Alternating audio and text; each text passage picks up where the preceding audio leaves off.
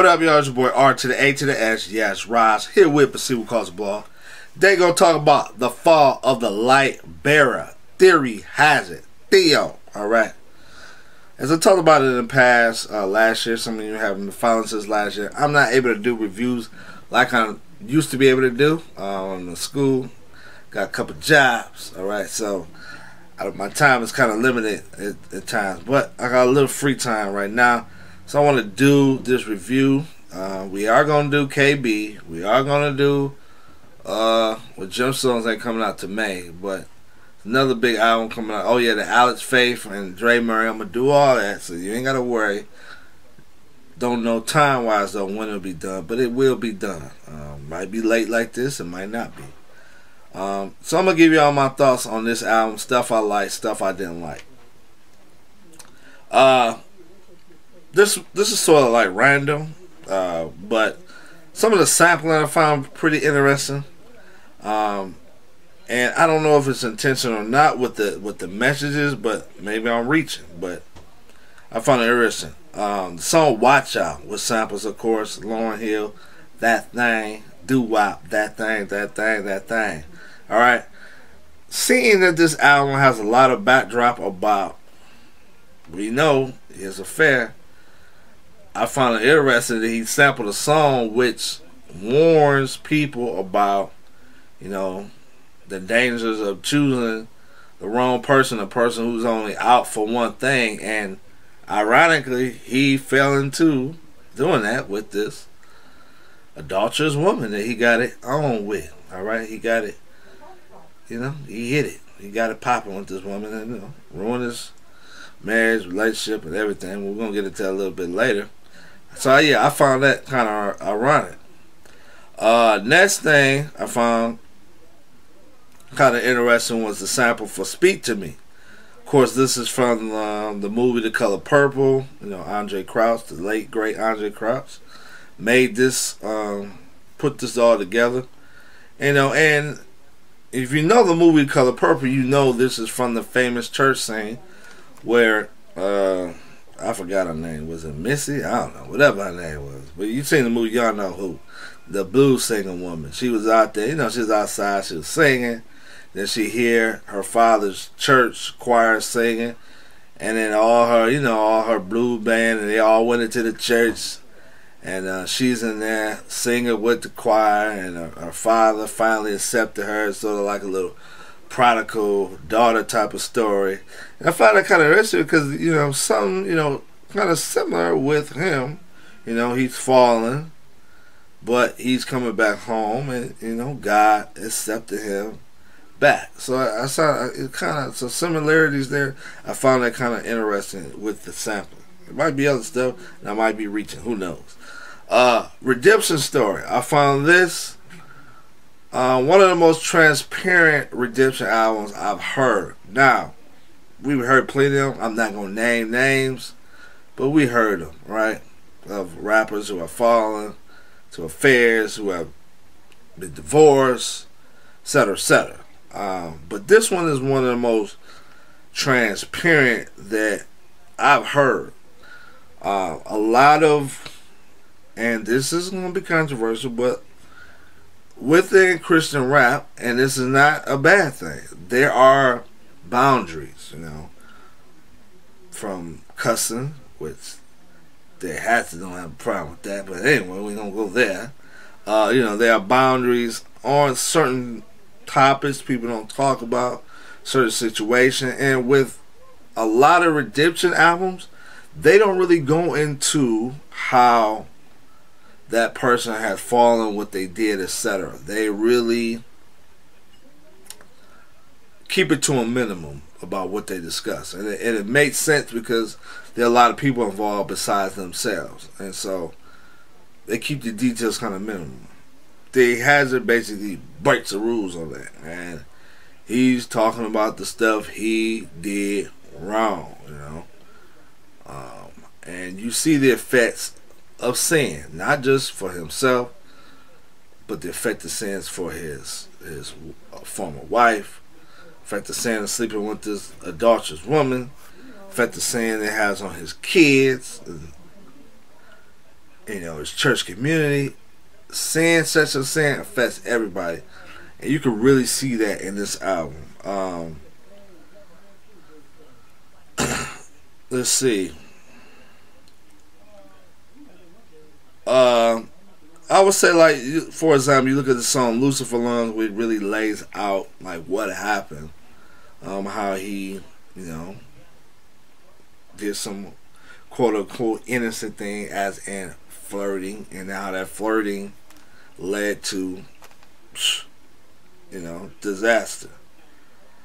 And you hear in the song, for example, how he talks about how he wanted to do a show, but he gotta watch the kids, and he don't want to watch the kids. He gotta, stuff like that.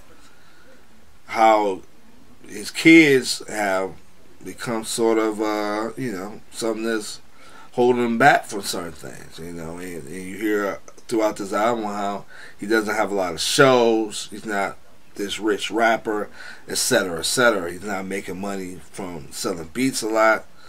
People, trying to get down, and you see that again, the effects of sin, even on how that affects his children. Because if he never did that, he wouldn't have to worry about watching the kids this weekend, because hey, he would have a wife who would be supporting him, and she didn't always support him, as you see in here. You listen to the song. I don't know if it's this song or another song, but you hear her, discussing how she wasn't. She didn't really fully support his, you want to call him ministry or whatever. She wasn't all about that. It sounded like she wanted him to get a quote-unquote regular job. So you just really see the effects of sin. Not many people would admit that, hey, I want to be at a show instead of watching my kids for the weekend. That's not many people would admit that, even if they thought they wouldn't put that on album. So like I said, this is a very transparent album. Production wise, to me, it's not a bad beat on here. There's a lot of variety. I mean, you got some underground boom bap like the Scribbling Idiots song. You got some East Coast funk. You got some songs where they do a lot of beat switching. A lot of voice sampling, like sampling a lot of singers from Christian Grey to Lauryn Hill. The live singers on here are dope. Let's see what else. My favorite song. Excuse my voice. Excuse my voice. My favorite song on here is Benjamin Banker, whatever. This reminds me of some, some Detroit vibe on here. Has sort of like a Dilla vibe. I can see like a Common back in the day, not Common now, but back in the day rapping over this. Then, I like, the subject matter of how he say he's going to, make time for his kids, and, bigging up his mom and the job she done for him. So that's probably my favorite song on here. What else? Stuff I didn't like. Now, the Peanut Butter Wolf Etiquette. Now, the beat on here is dope. The beat switches is dope on here. I like the funk vibe of the album, of this song. But the issue I have, though, is, he's taking some subliminals. We know the Humble Beast line, but it's so vague with the other subliminal stuff on his verse that it's like, who are you talking about? Who are these fake gospel gangsters, these sinister ministers? Who are you talking about? Because some people will say, oh, he's talking about Humble Beast. Because he does little, wordplay with their names, with Odd and Shades of Grey, etc., etc. So, to me, stuff like that, that's a pet peeve of mine. I hate subliminal stuff. Like, who are you talking about? Just say it, alright? I need some, blunt, alright? Because when it's not blunt like that, all it's going to do is breed speculation, gossip, and stuff like that. And either, my thing is this, don't say it at all, or say names and live with the consequences. So to me, it's too vague as in who he's talking about. Um, E-Coli. Come on, man. The beat is dope. This war guy. Was the cussing really necessary? You couldn't put out a radio version of this, Mr. Theory Hazit. Come on, man. Give us a radio version of this. I don't want to hear the cussing. I mean, I don't even think the bleeping out stuff is cool. Just do a clean version. Or even do like some wordplay where it make it sound like you about to cuss. Like he did like the I'm full of myself on Lucifer lungs. Like it sounded like he's about to say something else, but he did something else. Do something like that. Like, I don't get how this song fits even within the album. Like, I don't really get it. Maybe y'all can explain it to me. But I was not feeling that beat. I mean, not that beat, but, you know, the cussing, man. I get the content, but still, the delivery, it could have been better. You didn't need all that.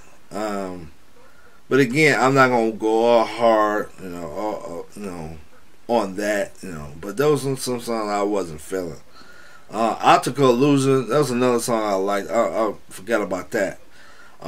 Just interesting how the church, and you look at relationships, and people know, what happened with him, and people are avoiding, getting in his business or talking to him, on some real stuff.